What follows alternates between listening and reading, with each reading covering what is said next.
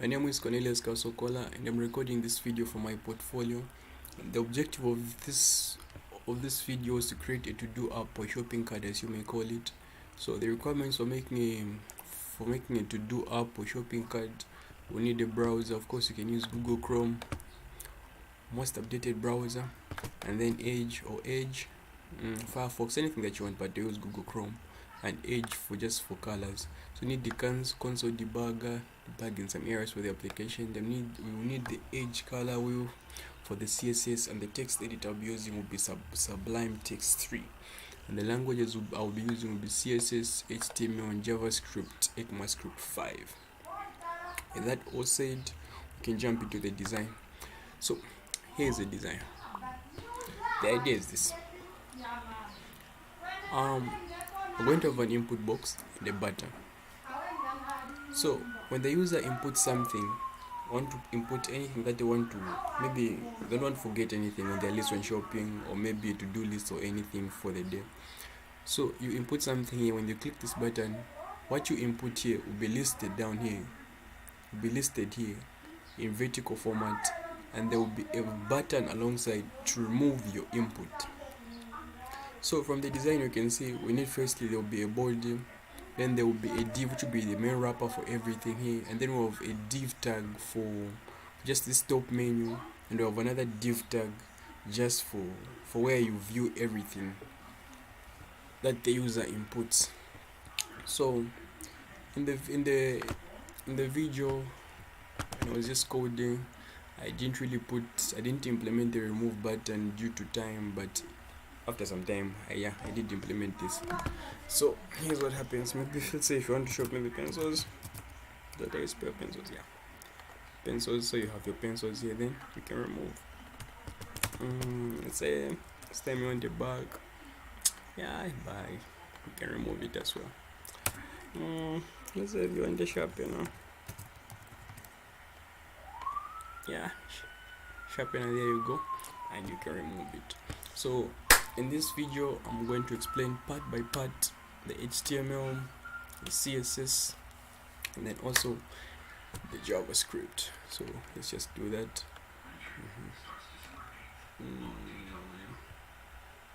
Start with the HTML.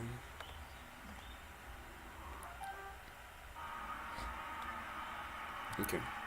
So in the HTML, as I said,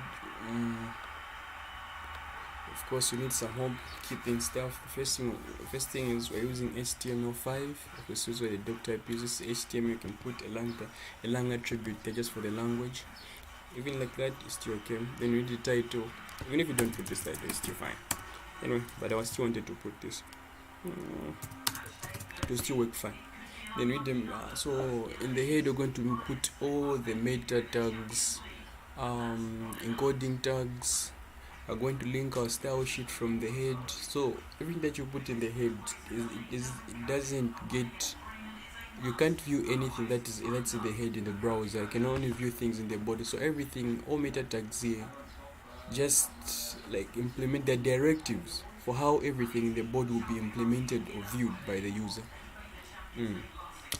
So first meta tag is UTF-8. This is the standard encoding character. Started encoding, for the web. And then link rel is where we're linking this style sheet here. And then for the script source, we're linking this JavaScript file here. Anyway, linking things, you could have made this in one document, but like this just keeps work organized, and you know where to find it. So coming to the body, you have this whole body. You have the whole body here. Then, so as I said, we're going to need three div tags. The first one is the main wrapper. So the wrapper is encapsulating everything for the shopping cart or to-do app. Then the first thing that we have is the top menu. As we said from the design, you see, we're going to have a top menu and the container for everything. We're about to put it at the button here, which you have seen. So this is the top menu, and this is where the container, everything will be listed. So the first thing that we're starting off with is the main wrapper. So the main wrapper is encapsulating everything. We're coming to a top menu. So a top menu consists of first a header, with an h1 tag of shopping cart, which is the title, which is here, and that's the title there. Second thing that the top menu has an input box of type text, and this is the input box where you type everything. The other thing is a button, which is this add button here, with the function for add item, which is implemented here, just right here in the JavaScript. Away from the top menu, then we have the body. So in the body we have in the container we have first this paragraph tag showing the user that this is your list for everything that you've imported. Another thing that we have is the container, and this is where this is the container where everything is listed. So pretty much you know that with the HTML and the CSS we only create this interface. We don't do more than that. It's just the interface that you create, the look and everything for the user. So I come to the CSS. For what I did with the CSS, I first worked with the body, and on the body what I did was first I put the padding to 0 and the margin to 0, and this is for cross-browser compatibility, so that if you're viewing this to do app in Firefox, in Google Chrome, or maybe in Edge, any other browser that you want, and this especially works for Internet Explorer, so that the design still remains the same and things are not just thrown off. In the background, when I started off in the video, it was something like white. I had put white and I changed it to gray because it looks more decent. And the wrapper, I made the wrapper of width 100 pixels and the height 100 pixels. So the width is 100 pixels, from there to the width is 100 pixels, and the height is 100 pixels. Then the text alignment, I centered everything, so I want all the input for the user and everything to be on the center, just like that. Then the top menu, and I started off, the color was green, and that was ugly looking. Okay, yeah, that was just ugly, real. So and then I changed that to, you saw that when I was doing that. So I used this way. I was using the color in Edge, the console for Edge, and it's pretty cool for that because Google Chrome doesn't have that. And then the user text, so I change the color for the user text. Color for the user text. This is just the color for the user text. The border 0 pixels and the padding 2 pixels, just to make more space. This is for the input box. The input box. The background color, it's not really white. It's this color here, 25, 24, all those digits. Then the border, I removed the border for the input box. And I put the padding for the box, just make it a little bigger. I put 2 pixels. And the adder is for this button there. The adder, the ID, you can see it here. ID adder. So I made it a little bit bigger. The width, I put it to 50 pixels, and the background color to black. So you can see here is the black here, and then the color for the text will be white. And the border 0 pixels as well. I removed the border. So then the padding, I put the padding to 3 pixels, which is 1 pixel bigger than the input box. And for the container, the background, for the container background is white. I put this white gray, so that at least when someone is reading this on the web or maybe on a device or anything, they don't have so much light reflecting into their eyes. Then for a paragraph, I made the font 30 pixels, and since I'm attaching to the container paragraphs, and so that's why all the letters are 30 pixels, and this color here. And then for the list, this is just for this list here. The color is like deep black, as you can see, like dark black, and the font size is 40 pixels, much like 10 pixels bigger than this display here. Alright, so this is how we came to achieve this. So you can see, okay, this is a pencil, then you add, and then you can remove it. So now let's come to the brains behind everything, which is the JavaScript. So here's the thing. I know this is JavaScript. There's a lot of front-end frameworks. So maybe for the JavaScript, I could have simplified the code instead of having all these lines of code. This is like 7, 9. Yeah, I could have used just jQuery for this, but I wanted to stay simple. And for the front end, I could have used maybe React, maybe Angular, maybe Ionic, all those front end frameworks for JavaScript. In fact, I would have built this whole thing in JavaScript from front end to back end, but I didn't even implement a database for this app. So I just wanted to stay simple to show for the portfolio that I've been learning code, and I've been learning all this on my own, and at least I've been able to implement some things. Apart from this, I can do a bit of object-oriented programming, Java, C++, that. So here's the JavaScript. So what's happening with the JavaScript is I created an init function here. Into the init function, what's really happening, if you come down here to the window, I attach an event listener for load. Immediately the window loads. On the web, this init function is fired. But as you can see in this init function right now, there is nothing. Let me just do this. And this init function, there is nothing. So I just use this to test to see if the JavaScript was working when I started off. Yeah, just to check. But mostly you use the init function if you want to organize your code and to be acting like your main function. You can be calling everything from the init function. Everything that you want to immediately be called just when the browser loads the window.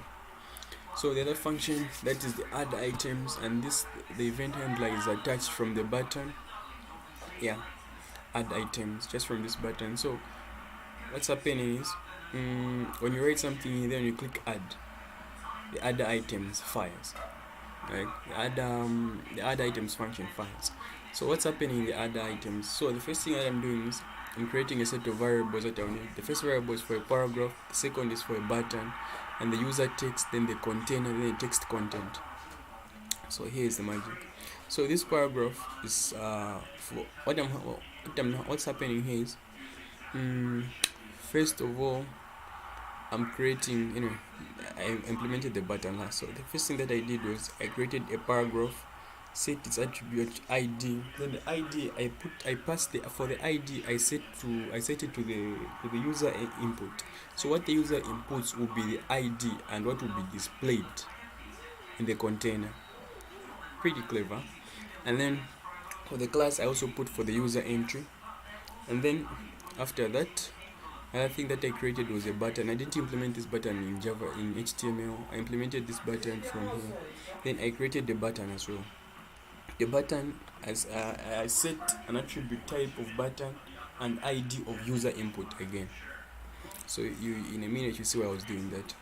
Then another thing that I did was catch. So here I was getting the user input. This is the value here. User input from the input box, now getting the value. Then I converted that value for the user into a text node. And the reason why I've been doing that to create that into a text node is because when you're working with nodes on the DOM, the text gets to be wrapped around in a wrap and it becomes an object. And then what happens with an object, is that it's like an object. It's like using object-oriented programming, but it's running on the browser. And with object-oriented programming, so from this text node, I can have properties and methods. So that's why I like working with the DOM, creating everything in text nodes. So after that, I created the button. These are just styles for the button. So since I didn't create this button in CSS, in fact, at first I did that in CSS, then I removed it. This way I've commented everything out. Then I put all the properties that I had here. Then I attached them to the button I created using JavaScript. So I just attached a background of black. A background of black, as you can see. Then a margin I put to nothing. I should have put a value there, but then the border, and the border is supposed to be 5 pixels, and the margin 2 pixels. Let's see how that works. Yep, it works fine. See. And then the style for color, I put it to white there, and then the inner HTML I put to this is for the remove button.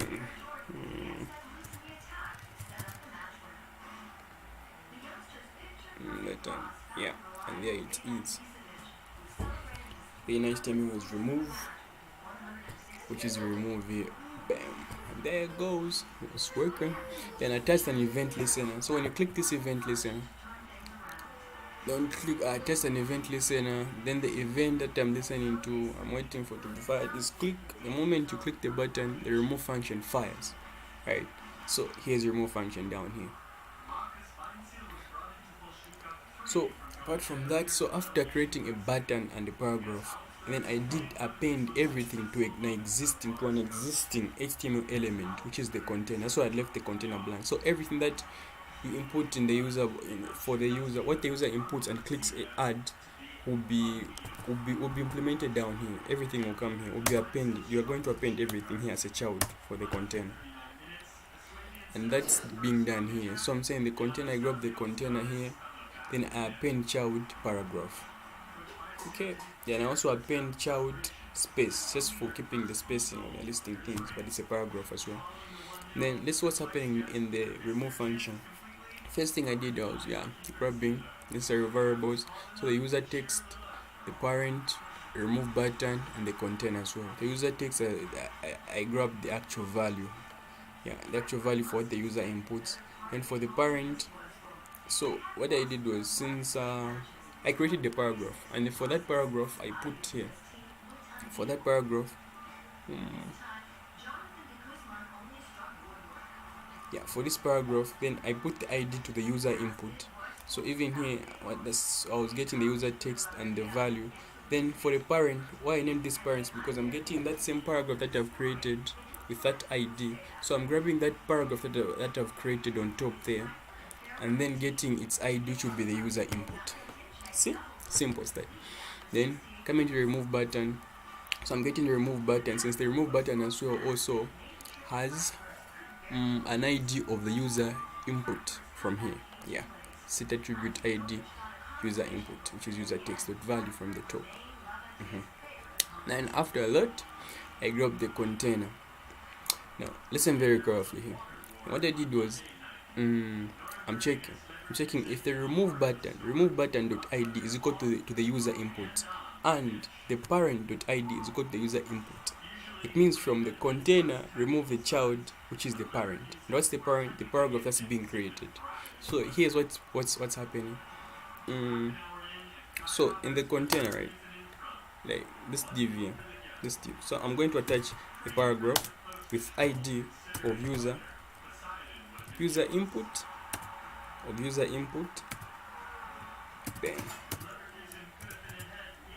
then middle here, it's going to be a button, a remove button, and actual text that the user enters. See? And then I'm going to say container.remove child. Then I say container.remove child. I'm getting the parent. So then this parent is getting the actual paragraph which is created with an ID of user. So which means when I click on the remove button, it's going to remove that paragraph. With the user text with an ID of user input. That's how this thing is firing here. So this is the science behind that. So when you add, bam, and you can check that in the console as well. So